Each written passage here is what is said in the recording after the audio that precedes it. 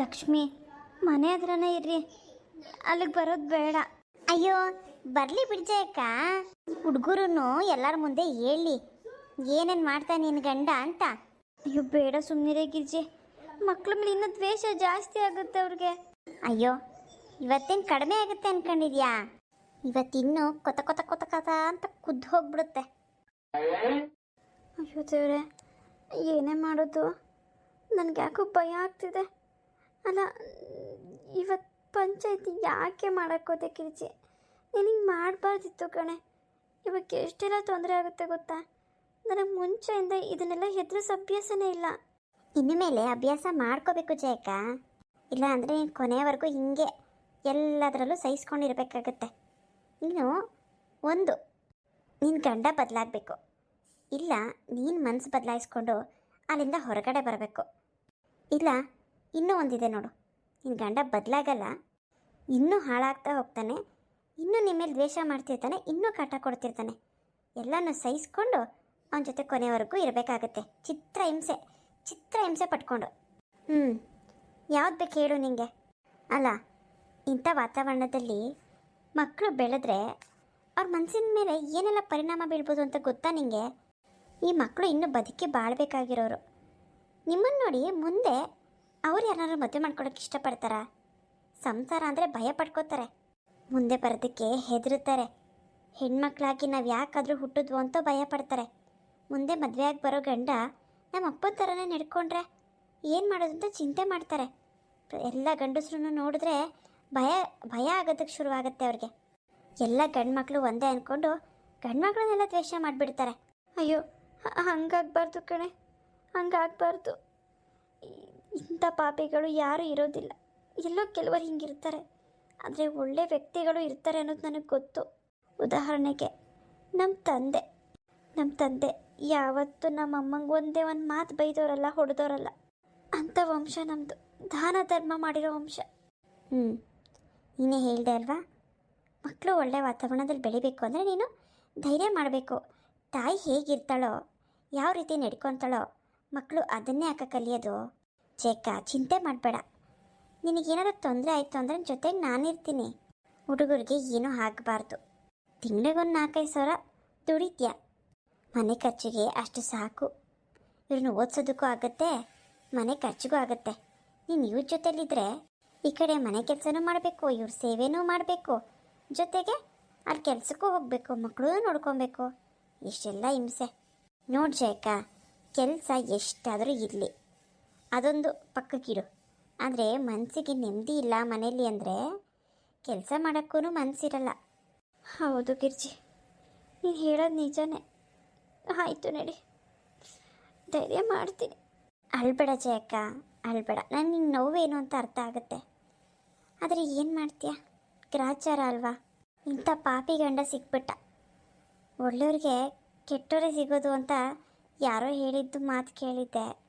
ನಿನ್ನ ಜೀವನ ನೋಡಿ ನನಗೆ ಇನ್ನೂ ಚೆನ್ನಾಗಿ ಅರ್ಥ ಆಗಿಬಿಟ್ಟಿದೆ. ನಿನ್ನ ಥರ ಇರೋದು ತಪ್ಪೆ. ಸರಿ ಬಾ, ಪಂಚಾಯತಿ ಕಟ್ಟೆ ಹತ್ರ ಎಲ್ಲ ಕಾಯ್ತಾ ಇರ್ತಾರೆ. ಸರಿ ನಡೀರಿ, ನೀವು ನಡೀರಪ್ಪ. ಶುರು ಮಾಡೋದೇನ್ರಪ್ಪ ಪಂಚಾಯತಿನ? ಮಾಡ್ರಿ. ಇವತ್ತು 2ರಲ್ಲಿ 1 ತೀರ್ಮಾನ ಆಗಲೇಬೇಕು. ನಮ್ಮ ಜಯಕ್ಕಂಗೆ ನ್ಯಾಯ ಸಿಗಲೇಬೇಕು. ಏನು ನ್ಯಾಯ ಸಿಗಬೇಕು? ಅಲ್ಲ, ಯಾರ ಮನೇಲೂ ಆಗ್ತಿದ್ದೇನಾದ್ರು ನಮ್ಮ ಮನೇಲಿ ನಡೀತಾ ಇದೆಯಾ ಏನ್ರಪ್ಪ? ಇಲ್ಲಿ ಯಾರ ನಿಂತಿದ್ದೀರಾ? ನಿಮ್ಮೆಲ್ಲರ ಮನೇಲೂ ಗಂಡ ಹೆಂಡತಿ ಮಧ್ಯೆ ಜಗಳ ಬಂದೇ ಇಲ್ವಾ? ನಮ್ಮದು ಹಾಗೇನೆ ಚಿಕ್ಕ ಪುಟ್ಟ ಜಗಳಗಳು ನಡೀತಾವಪ್ಪ. ಅದಕ್ಕೆಲ್ಲ ಯಾರ್ಯಾರೋ ಎಲ್ಲ ಬಂದು ಯಾಕೆ ಮುಖ ತೋರಿಸ್ಬೇಕು? ಗಂಡ ಹೆಂಡತಿ ಸಂಸಾರ ಹಾಳು ಮಾಡಕ್ಕ? ನೀನು ನೋಡಪ್ಪ ರಾಮಣ್ಣ, ಇವಾಗ ಅದೆಲ್ಲ ಬೇಡ. ಪಂಚಾಯತಿಗೆ ಬಂದ ಮೇಲೆ ವಿಷಯ ಏನೈತೆ ಅಷ್ಟು ಮಾತ್ರ ಮಾತಾಡೋಣ. ಈಗ ಸಾಕ್ಷಿಗೆ ಗಿರ್ಜವ್ವ ಅವಳೆ, ಆಮೇಲೆ ಜಕ್ಕನ್ ಫ್ರೆಂಡು ಬಾನು, ಇವರಿಬ್ಬರು ಸಾಕ್ಷಿಗೆ ಅವರಪ್ಪ. ನೀನು ಹೆಂಡತಿ ಮಕ್ಕಳು ಹಿಂಸೆ ಕೊಡ್ತೀಯ ಅಂತ ಇಬ್ಬರು ಸಾಕ್ಷಿ ಹೇಳೋರೆ. ಈಗ ನೀನೇನು ಹೇಳ್ತೀಳು? ಇಲ್ಲ ಸ್ವಾಮಿ, ಖಂಡಿತವಾಗ್ಲೂ ಸುಳ್ಳು. ನಾವು ಚೆನ್ನಾಗಿ ಹಾಲು ಜೇನು ಇದ್ದಂಗಿದ್ದೀವಿ. ಈ ಗಿರ್ಜವನೇ ಬಂದ್ಬಿಟ್ಟು ಅದು ಇದು ಚಾಡಿ ಹೇಳ್ಕೊಟ್ಟು ನನಗೂ ನನ್ನ ಹೆಂಡತಿಗೂ ತಂದಿಕ್ತಾ ಇರೋದು. ನನ್ನ ಮಕ್ಕಳನ್ನ ನಾನು ಯಾಕೆ ಹೊಡಿಲಿ?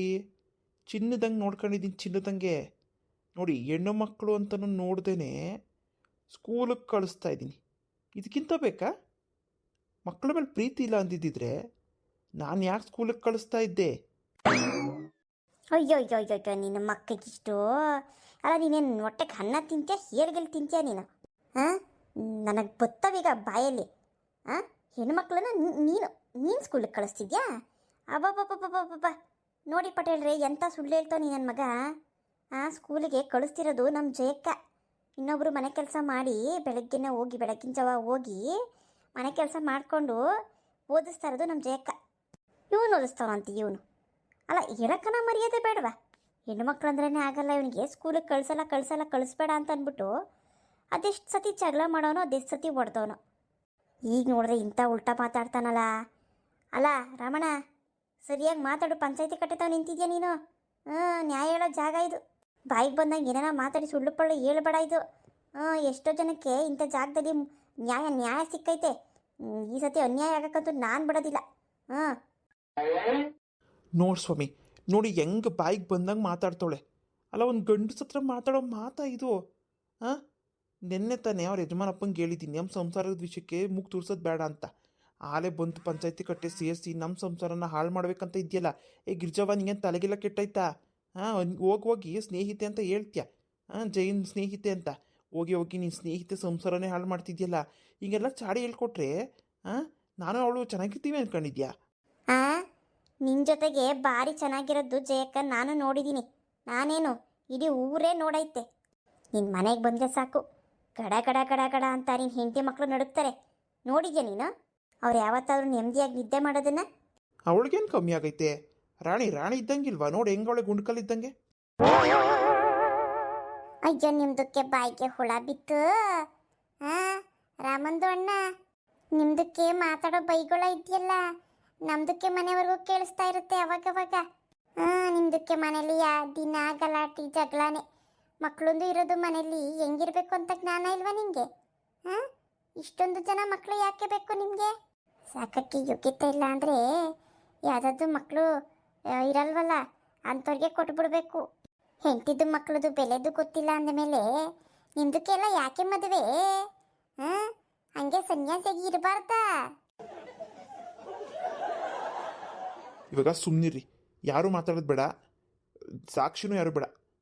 ಜೇವ ನೀನೇ ಹೇಳ್ಬಿಡವ, ನಿನ್ನ ಗಂಡ ತಪ್ಪು ಮಾಡ್ತಾವನ ಹೇಳು. ನಿನ್ನ ಉತ್ತರದ ಮೇಲೆ ಇಲ್ಲಿ ನಿಂತೈತೆ ಶಿಕ್ಷೆ.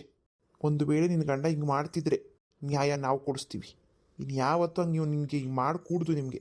ಚೇಕಾ ಹೇಳ್ಬಿಡೋ, ಸುಮ್ಮನಿರ್ಬೇಡ, ಹೇಳ್ಬಿಡೋ ನಿನ್ನ ಮಕ್ಕಳ ಜೀವನ. ಹೌದು ಸ್ವಾಮಿ, ನನ್ನ ಗಂಡ ತುಂಬ ಕೆಟ್ಟವನು.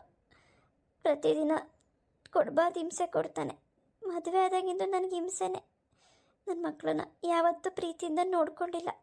ಗಿರ್ಜಿ ಹೇಳಿದ್ದೆಲ್ಲ ನಿಜ. ಮುಂದುವರಿಯುವುದು ದಯವಿಟ್ಟು ಇಷ್ಟ ಆದರೆ ಸಬ್ಸ್ಕ್ರೈಬ್ ಮಾಡ್ಕೊಳ್ಳಿ. ಈ ವಿಡಿಯೋ ಮುಂದಿನ ಎಪಿಸೋಡಲ್ಲಿ ಕಂಟಿನ್ಯೂ ಆಗುತ್ತೆ.